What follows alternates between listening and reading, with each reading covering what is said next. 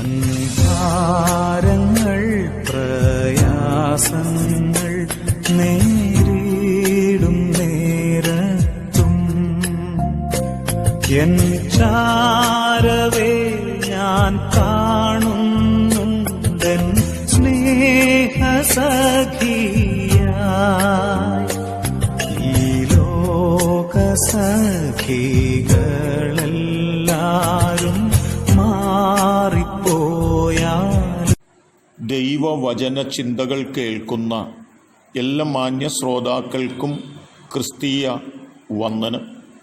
കൊരിന്ത്യർക്കെഴുതിയ 1-ാം ലേഖനം 5-ാം അധ്യായം 8-ാമത് വചനം. ആകയാൽ നാം പഴയ പുളിമാവ് കൊണ്ടല്ല, തിന്മയും ദുഷ്ടതയുമായ പുളിമാവ് കൊണ്ടുമല്ല, സ്വച്ഛതയും സത്യവുമായ പുളിമാവ് കൊണ്ട് തന്നെ ഉത്സവം ആചരിക്കുക എന്നുള്ള വാക്യമാണ് ഈ ദൈവത്തിൻ്റെ വചനത്തിൽ നമ്മെ ഓർമ്മപ്പെടുത്തുന്നത്. ദൈവം നമ്മിൽ നിന്ന് ആഗ്രഹിക്കുന്നതും ദൈവം നമ്മിൽ നിന്ന് പ്രതീക്ഷിക്കുന്നതും സത്യസന്ധതയുള്ള ഒരു ജീവിതത്തിൻ്റെ ഭാഗമായി നാം തീരുക എന്നുള്ളതാണ്. പഴയ പുളിമാവിൻ്റെ പ്രത്യേകത അത് തിന്മയും ദുഷ്ടതയും നിറഞ്ഞതാണ്.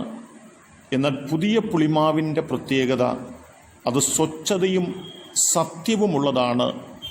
ദൈവം നമ്മിൽ നിന്ന് ആഗ്രഹിക്കുന്നത് സ്വച്ഛതയും സത്യവുമുള്ളതായ ഒരു ജീവിതമാണ് നാം നയിക്കണമെന്ന് ദൈവം നമ്മോട് ആവശ്യപ്പെടുന്നത്. പഴയ പുതിയ നിയമത്തിലെ ഭക്തന്മാരായ ആളുകളെ നാം പരിശോധിച്ചു നോക്കിയാൽ അവരുടെ ജീവിതത്തിനകത്ത് അവർക്കാകുവോളം വിശ്വസ്തയോടും സത്യസന്ധതയോടും കൂടി ജീവിതത്തിൽ അവർ മുൻപോട്ട് പോകുവാനിടയായി തീർന്നു. അവരുടെ ജീവിതത്തിൻ്റെ ഒരു കാലഘട്ടം മുഴുവൻ വേദനകളുടെയും ദുഃഖങ്ങളുടെയും കഷ്ടങ്ങളുടെയും നഷ്ടങ്ങളുടെയും പ്രയാസങ്ങളുടെയും അപമാനങ്ങളുടെയും കാലമായിരുന്നു എങ്കിലും അവരുടെ ജീവിതത്തിൻ്റെ അവസാനങ്ങൾ അവരെ ദൈവം ഏറ്റവും ശ്രേഷ്ഠരാക്കി തീർത്തിട്ടുണ്ട് എന്ന് നമുക്ക് കാണുവാൻ സാധിക്കുന്നുണ്ട്. അബ്രഹാമിനെയും ലോത്തിനെയും നാം നോക്കുകയാണെങ്കിൽ അബ്രഹാം സത്യസന്ധതയോടെ ദൈവത്തെ സേവിക്കുമ്പോൾ ലോത്ത് ബുദ്ധി കൊണ്ട് തൻ്റെ ജീവിതം മുൻപോട്ട് കഴിച്ചവനാണ്. എന്നാൽ ബുദ്ധി കൊണ്ട്, ദുഷ്ടത കൊണ്ട്, തിന്മ കൊണ്ട് ജീവിതം രക്ഷപ്പെടുത്തുവാൻ നോക്കിയ ലോത്തിൻ്റെ കുടുംബം തകർന്നു പോയപ്പോൾ സത്യസന്ധതയോടുകൂടി ജീവിതം മുൻപോട്ട് കഴിച്ചതായ അബ്രഹാമിൻ്റെ ജീവിതം ഏറ്റവും ധന്യവും ഏറ്റവും ശ്രേഷ്ഠവുമായി തീർന്നിട്ടുണ്ട് എന്ന് നാം തിരിച്ചറിയേണ്ടതുണ്ട്. ഇസഹാക്കിൻ്റെ ജീവിതം നാം നോക്കുകയാണെങ്കിൽ പിതാവിനെ പോലെ തന്നെ സത്യസന്ധതയോടുകൂടി മുൻപോട്ട് യാത്ര ചെയ്യുക കൊണ്ട് തൻ്റെ ജീവിതവും ഏറ്റവും ശ്രേഷ്ഠമായ നിലകളിൽ എത്തിച്ചേർന്നത് നമുക്ക് കാണുവാനും മനസ്സിലാക്കുവാനും സാധിക്കുന്നുണ്ട്. യോസേപ്പിനെയും യോസേപ്പിൻ്റെ സഹോദരന്മാരെയും നാം നോക്കുകയാണെങ്കിൽ ദുഷ്ടത കൊണ്ടും തിന്മ കൊണ്ടും കൈമിടുക്കുകൊണ്ടും ഒക്കെ രക്ഷ നേടുവാനായി നോക്കിയ ഇസ്രായേലിൻ്റെ തലമുറയും യോസേപ്പിൻ്റെ സഹോദരന്മാരുമായവരെല്ലാവരും തകർന്നു നിൽക്കുമ്പോൾ സത്യസന്ധത മാത്രം കൈമുതലാക്കിക്കൊണ്ട് ജീവിതത്തിൻ്റെ ഓരോ ദിനരാത്രങ്ങളും മുൻപോട്ട് കടന്നുപോയതായ യോസേപ്പിനെ സംബന്ധിച്ചിടത്തോളം യോസേപ്പിൻ്റെ ജീവിതത്തിൻ്റെ അവസാനമെന്ന് പറയുന്നത് ഏറ്റവും ശ്രേഷ്ഠവും ഉന്നതമായ നിലയിൽ തനിക്ക് എത്തിച്ചേരുവാൻ സാധിച്ചു എന്നുള്ളതാണ്.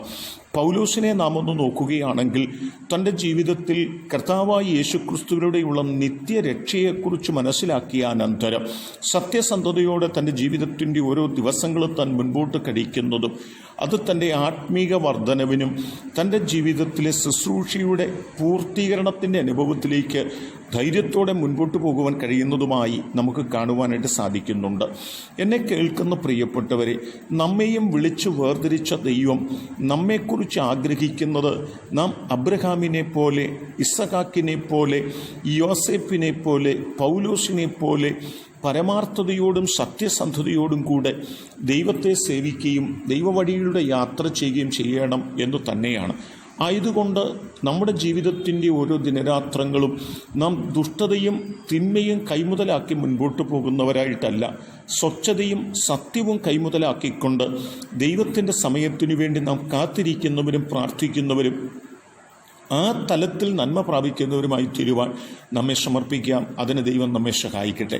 കരുണയുള്ള ദൈവമേ, നല്ല കർത്താവേ, ഞങ്ങൾ ദുഷ്ടതയും തിന്മയും പ്രവർത്തിക്കുന്നവരായിട്ടല്ല, ഞങ്ങൾ സ്വച്ഛതയും സത്യസന്ധതയും ഉള്ളവരായി ഞങ്ങളുടെ ക്രിസ്തീയ ജീവിതം നയിപ്പാൻ ഞങ്ങളെല്ലാവരെയും പ്രാപ്തരാക്കണമേ. ഈ ദൈവവചന ചിന്ത കേൾക്കുന്ന ഓരോ പ്രിയപ്പെട്ടവരും തങ്ങളുടെ ജീവിതത്തിലെ തിന്മകൾ വിട്ട് നന്മയെ പിന്തുടരുവാൻ, സത്യത്തെ പിന്തുടരുവാൻ ദൈവം ഇടയാക്കണമെന്ന് പ്രാർത്ഥിക്കുന്നു. ദൈവം അങ്ങനെ ചെയ്യുന്നത് കൊണ്ട് സ്തോത്രം. യേശു കർത്താവിൻ നാമത്തിൽ തന്നെ ആമേൻ.